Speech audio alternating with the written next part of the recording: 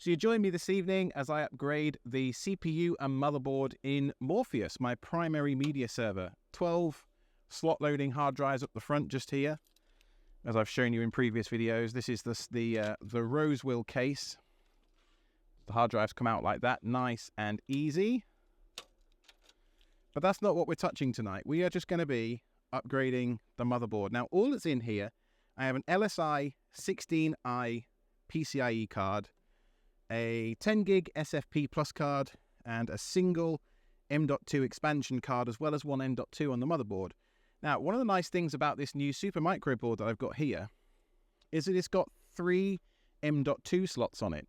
So what that means is right away I need one less PCIe add-in card, and I can get away with, well, to be honest, I could probably add, I mean, I've only got 2 M.2 drives in this server as it is, so I'm covered here. I'm going to take up one with the SFP Plus card, and then I think I need an ATEX for the LSI HBA card.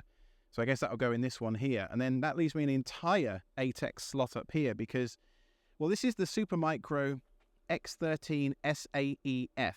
This is one of the 13th gen Intel platforms. Inside, I've got an i5-13600k CPU. Total overkill for this use case, but why not? 64 gigs of RAM, I think, in here as well. ECC memory. This is a really nice thing. A nice upgrade over the 8th gen platform that I'm coming from with the i5-18600 that's currently in here. Got an ASSpeed BMC IPMI chip in here, so dedicated NIC here on the back. May as well talk you through the I/O whilst we're up on the camera a little bit. We've got a DisplayPort out, HDMI, VGA, DVI, dedicated IPMI NIC, a 2.5 gig NIC, not that I'm going to use it, USB-C, some high-speed USB here. I think that's just a normal 1 gig port, and then audio, but I'm not going to use that. So, you know, it's quite a nicely laid out board. Pretty happy with it. I've been doing a bunch of testing on the bench upstairs before I brought it down just to make sure that everything with like IPMI mirroring was correct with this board. So one thing to note if you do buy this, IPMI mirroring will only work if you mirror out through the VGA port. So the A-Speed controller here, the BIOS, so if you want to go into the BIOS or something like that, as well as the operating system, you are going to need to have a VGA to whatever adapter. Like if you try and do the HDMI port, some of the internal wiring isn't correct in order to do like a complete one-to-one mirroring, no matter what you do in the BIOS. I did reach out to Supermicro to confirm that, and that appears to be the case. So what we're going to do this evening, as I say, is replace the motherboard in here. So both systems got 64 gigs of RAM, DDR4 in here, DDR5 between an 8th and a 13th gen. Should be quite a tasty little upgrade. Hopefully I'll notice quite a nice little difference just in the peppiness of the system, you know. But in the meantime, it's probably about time to start dismantling stuff. Now I should say in the background as well, I'm actually double tasking tonight. I'm doing the 23.10 to 24.04 Ubuntu LTS upgrade on my little sort of crash cart laptop over here. And it's doing a bunch of stuff with like Thunderbird and snaps and all that kind of stuff. I don't know how I feel about snaps, honestly, but c'est la vie. Now, we're just doing a motherboard upgrade here, so the less I can disconnect, the better, I think. So it's going to be a little bit janky as I balance stuff on here, but I think it'll be just fine.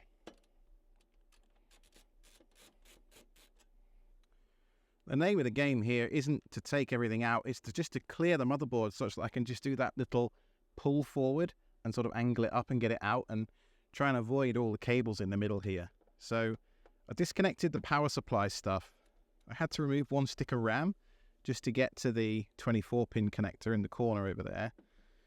But this motherboard is going to a new home. My good friend Morgan, who lives in Florida, is going to take this motherboard and CPU and it's going to live another life. I do like that when you can give hardware a, you know, you're not taking it upstate and shooting it in the head. You know, you're giving it a second life. That's always a nice thing. It's a bit of a bittersweet moment because these 8th gen chips, I've sworn for a long time, I still kind of do, that actually they're plenty for most people, certainly for a media server application. But I tend to, you know me by now, I tend to not do things by halves. And I found that when I'm doing things like unpacking, downloads, and other heavy operations on this box, that sometimes the I/O weight gets a little out of hand. It's nothing crazy. I'm just being a bit of a diva, to be honest, upgrading this box. But I've standardized on the 8th gen CPUs in my infrastructure now for the last 4, 5, maybe 6 years or so. In fact, the i7-13600k that's in my gaming desktop upstairs, I bought that before I started at Red Hat. So I was at Red Hat for 5.5 years. So I guess it must be getting on for 6 years old, some of this stuff. And there we go. There's the motherboard. There you are, Morgan. I'm being very careful with it. What? You know, but I've standardized on 8th gen for a long time just because the price to performance ratio has been so good. You know, for $100 or so, you can pick up a very capable 6-core 8th gen CPU with, you know, if you look at the QuickSync blog post and the results in the, there'll be a link down below. I'll put a little chart up on screen right now. You can see that the 8th gen CPUs hold a candle to even the 13th gen, particularly when it comes to things like hardware transcoding, which is where a lot of the load comes from on a media server. You know, software encodes used to be, transcoding in software a 4K file. You can see that most CPUs can't even do that, a 10-bit file at least. They can't even do that at 1x speed, so you would notice buffering and choppiness in your playback that way. Whereas with QuickSync, as you can see in the results, that they're pretty fast these days. So, you know, the 8th gen stuff is pretty good. But where else have I got 8th gen? I've got it in my Blue Iris box. I had another one in my home lab until I built the Epic box fairly recently, just as a dedicated Proxmox node. My backup server in England is an i5-8500 as well. My desktop, an i7-80. Yeah, so I've got 5 or 6 8th gen CPUs around the house, and I kind of tried to standardize so that I could swap them between motherboards and stuff. I never do that. I think I will, but I never do. I suppose it does help reduce the cognitive load a little bit. You know, I don't have to think about, what CPU's in this system. But, I guess with the Epic build that I've done, I finally diverged from that sort of 8th gen monoculture in my infrastructure. And so I guess now all bets are off and it's okay for me to just do whatever I want with stuff. Now, one thing I need to do with a new motherboard is make sure that the standoffs line up, because the old motherboard was a micro ATX and this one is a full-size ATX. So I've got a little bit more stuff to worry about down the bottom here. Yes, I need to move a couple. All right, and with those 2 motherboard standoffs moved, hopefully it's just a case of simply lifting this carefully into place. Just a couple of cables to navigate. There we are. Motherboard in place.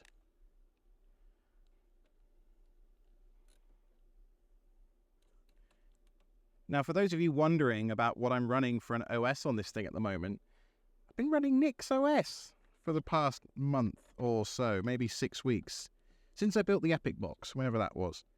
And I must say, the fact that it's not in my Proxmox cluster sat there waiting for, just going, hey, Alex, come tinker with me. Hey there, hey bud. It probably means that I tinker with it a lot less, which I think has actually meant quite an increase in overall stability. Not that it was unstable before particularly, it just means I fiddle with it less. I've got NixOS channels to update and stuff like that still, of course, but overall, Nix has just been really boring in a good way. All right, so I'm a couple of screws short, but I mean the computer, not me, although some days, definitely me. Right, CPU 8-pin power cable next, I think. A little fiddly to get to with the CPU cooler installed, but there is no cutout on this case, so I have no option but to install the motherboard first and then connect the cables. Now, I've had that Sliger case with the removable motherboard tray. I wish that every case had that. I didn't care about it before, but now I do. Funny, isn't it? Okay, now time to reconnect up the SATA. The HBA going in. Ooh, that blocks one of the M.2 slots I was just about to use, so out we come again. That was a bit silly. Okay, so that's the boot drive swapped over. And then all I've got left to do is kind of like my data unpacking, like scratch disk, a 2 terabyte disk just here. So nice that this just has enough lanes. It's still not a huge number of lanes, certainly nothing compared to any recent AMD system, but it's a nice little step up from what was here before. So what I'm doing, these heat sinks, they just attach to the, well, they don't attach is the problem. There's just some thermal interface material underneath there. And then if you just, it's a bit Heath Robinson, but if you put a little zip tie on here and make sure the thick bit is on the top, because you really need the bottom of the card to be as flat as possible. I'm not really looking for any strength in this application. It's just so that it doesn't slide around. Yeah, that's perfect. And then just clip off the end of the zip tie. That's all you need to do. Hey, look at that. My 2404 upgrade's finally done. That took like 15, 20 minutes or so. It's only an X240, so it is a bit old, that laptop. Not exactly what you'd call fast.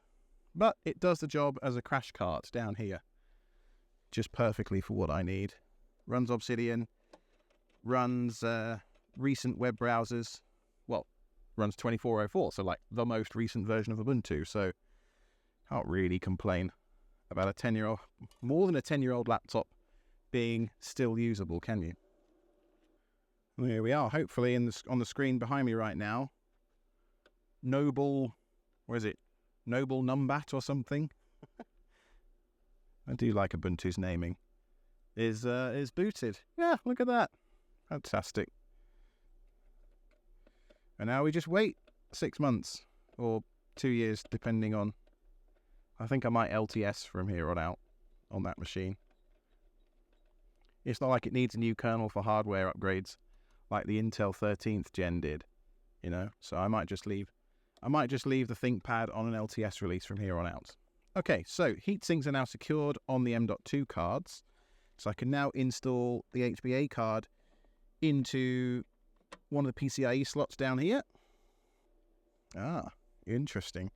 I've got a clearance issue with the PCIe heatsink, the M.2 heatsink, so I'm going to move. And it's interesting. It's not even a particular, I suppose it's sort of hitting on this bit of the card here. Maybe I could just put that in the top slot. PCIe slot. Yeah, that'd be fine. If I do that instead. Yeah, there's a couple of capacitors on this motherboard. Just touching the plastic of the 3D printed shroud for this HBA that I've got. Be interesting to see if this actually is seated correctly once I power the system up. And I don't think it's a problem. I think it's fine. But the only way to be sure is to power it up. So if I put the SFP Plus card right in front of the HBA, it's going to get a nice little bit of constant airflow from that card. So that single fan will do double duty for me, which is going to be quite nice. All right. All that's left to do, I think, is connect up the HBA fan. Front panel stuff also need to do that too. I never use the front USB anyway, so I'm not going to bother with that. I think that's it. Right, let's try and power it up and see what's broken.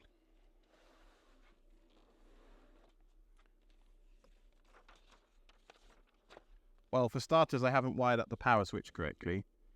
I took a lucky guess and got it wrong. All right, that's a good sign. It's posting, or doing PCIe bus enumeration, at least. It's in the process of posting, more accurately. So, this is a Pi KVM in the rack with the HDMI switcher I showed you in the last video. Working great. Honestly, I love the thing. So I'm going to reboot now into NixOS. Hopefully the network devices don't re-enumerate in a way that causes a problem for Network Manager. Being Linux, like, it should. I'm going to tempt fate. It should just work. Imported the ZFS pools. Excellent. Tailscale node agent is starting. Networking, it says, is okay. So let's just jump in here. Ping google.com. Uh-oh. I told you I was tempting fate. Oh man. I've got nothing coming through on the, I suspect, DNS side. IP link. Well, there's a bunch of stuff there. All right. You guys don't need to watch me fix that. I'm going to pause the camera and I'll be back in a minute. Well, that was a stupendously annoying issue I ran into with Nix just then. The issue was the motherboard has more network interfaces than the old one. So the static IP address configuration in my Nix config had ENO1, and the name of the Connect X3 as it's been enumerated by this particular motherboard and CPU is ENP13-S0. So all I had to do was replace ENO1 with ENP13-S0 and then do a NixOS rebuild switch. However, to do that, you need internet, don't you? So without a network connection, I ran into... basically, I had to delete the routing table and add some static routes in there, which took me longer than I care to admit to figure out, because it's been a while since I've futzed around with that stuff. But the upshot is, the upgrade's done. The actual motherboard swap took about 20 minutes. The networking stuff took, well, software as ever, took longer than anything else. So all of my media services are back up and running. Total downtime was an hour or so, maybe. Luckily, kiddo is in bed, so as I always say, the Peppa Pig stream will be uninterrupted come the morning. So yeah, I mean, I think that's it really. Pretty short video today, just upgrading a motherboard in my media server. And I guess until next time, I've been Alex from KTZ Systems.